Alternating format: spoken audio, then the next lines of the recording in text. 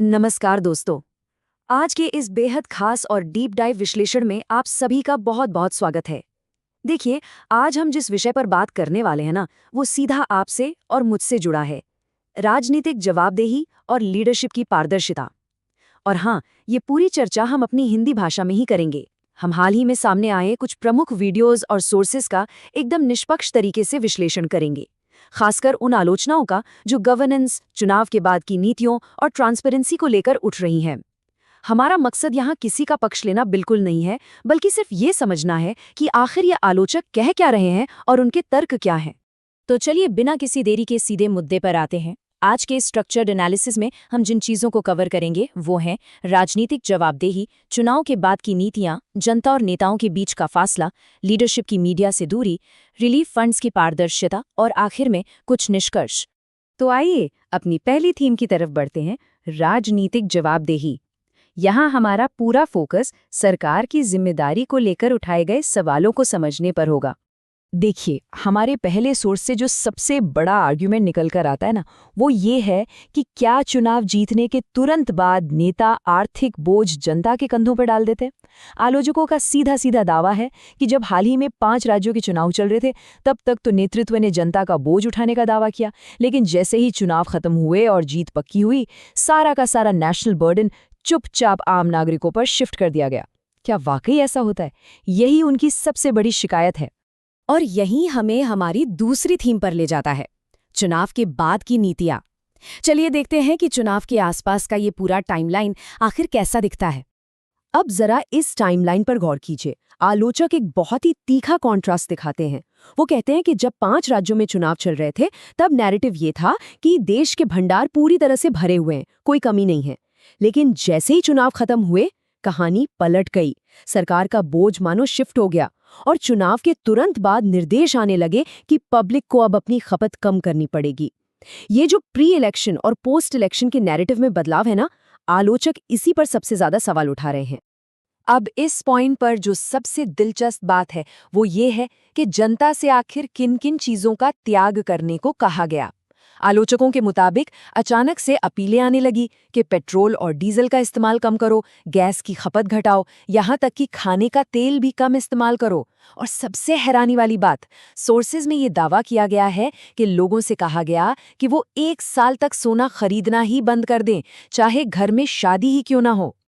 अब यहाँ से एक बहुत ही वाजिब सवाल उठता है, जो हमारी अगली थीम है, जनता और नेताओं के बीच का भारी अंतर। आलोचक यहाँ एक बहुत बड़े विरोधाभास की ओर इशारा करते हैं। जरा इस तुलना को देखिए। एक तरफ तो आम जनता से उम्मीद की जा रही है कि वो फ्यूल, गैस और सोने जैसी जरूरी चीजों में भारी कटौती करें, लेकिन दूसरी तरफ आलोचकों का दावा है कि लीडरशिप के लाइफस्टाइल में कोई कमी नहीं आई। उनकी यूएई जैसी विदेश यात्राएं जारी हैं, सोने का भरपूर इस्तेमाल हो रहा है और विशाल रैलियों में सैकड़ों बसें भरकर आ रही हैं, जहां भारी मात्रा में तेल फूका जा रहा है।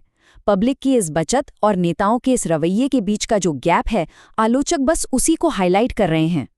और इसी बात को लेकर सोर्स में एक बहुत ही कड़ा स्टेटमेंट दिया गया है। उन्होंने कहा है, इस देश की जनता सिर्फ एक वोटिंग मशीन बनकर रह गई है और चुनाव के बाद आपको आपके अपने हाल पर छोड़ दिया जाता है। आलोचकों का ये बहुत ही तीखा दावा है कि नागरिकों का इस्तेमाल सिर्फ और सिर्फ चुनाव जीतने के लिए किया जाता है और काम निकल जाने के बाद उन्हें भुला दिया जाता है। खैर, ये तो बात हुई नीतियों की। अब आते हैं दूसरे सोर्स की एक बहुत ही अहम आलोचना पर, लीडरशिप और मीडिया के बीच की दूरी। तो यहाँ सबसे क्रूशल पॉइंट ये है, क्या मीडिया के सवालों से बचना एक तरह की राजनीतिक कमजोरी है? आलोचकों का बिल्कुल यही मानना है। उनका तर्क है कि प्रेस का सामना न करना, सवालों से दूरी बनाए रखना, ये दिखाता है कि लीडरशिप में बुनियादी कमजोरी है। उनका मानना है कि मजबूत नेता वो है जो खुले तौर पर प्रेस के सामने बैठकर जवाब दे सके। अगर हम मीडिया स्ट्रेटेजी की आलोचनाओं को थोड़ा और गहराई से देखें, तो आलोचक सीधा कहते हैं कि प्रेस का सामना करने की हिम्मत की कमी है। उनका दावा है कि पूरा का पूरा फोकस सिर्फ कैमरा फ्रेम, पीआर और अपनी इमेज चमकाने पर है। सबसे गंभीर आरोप यह है कि थाली पीटने जैसे इवेंट्स के जरिए गंभीर राष्ट्रीय मुद्दों को सिर्फ एक इवेंट मैनेजमेंट में तब्दील कर दिया गया है। और अब हम इस विश्लेषण के सबसे संवेदनशील मुद्दे पर आते हैं, कोविड-19 के दौरान बनाए गए रिलीफ फंड और उसकी पारदर्शिता। और ये पॉइंट इस पूरी स्थिति को बहुत ही शानदार तरीके से समझाता है।